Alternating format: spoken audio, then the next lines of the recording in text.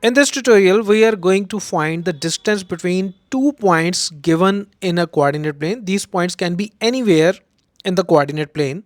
Let's say the coordinates of this point, let's say it's P, the coordinates are x1, y1, and let's say this point is Q and its coordinates are x2, y2.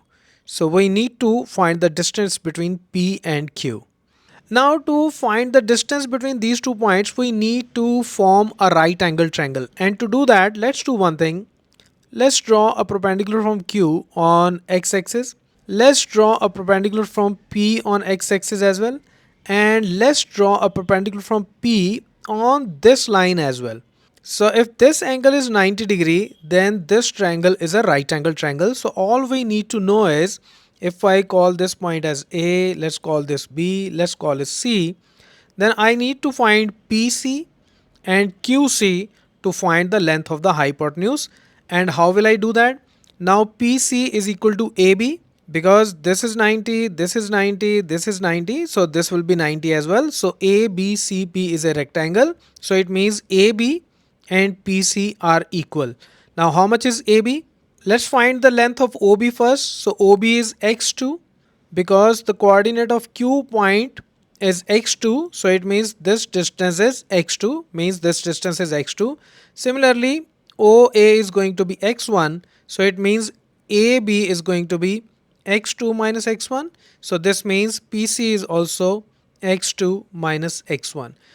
Similarly, this distance is y2, because the y coordinate of Q is y2, so this length is y2, and this length is going to be y1. Why?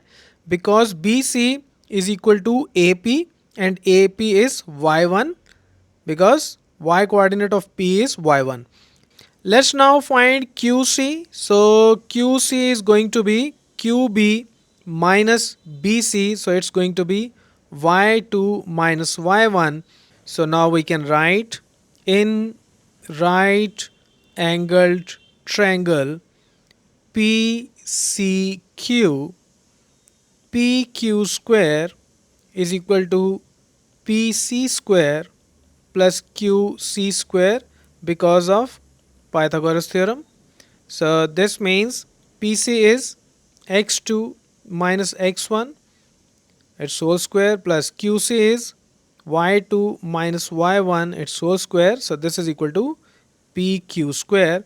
Now let's take square root on the both sides, and we will get square root of PQ square is equal to square root of x2 minus x1 whole square plus y2 minus y1 whole square. So this implies PQ is equal to x2 minus x1 whole square plus y2 minus y1 whole square root. So this is your formula. Now we can also write it as PQ is equal to x1 minus x2 whole square plus y1 minus y2 whole square root. So it doesn't matter whether you take x1 minus x2 whole square or x2 minus x1 whole square, because the value for both will be same. Or on the other hand, you can say the distance of P from Q or the distance of Q from P will be the same. So it's basically the distance between the 2 points.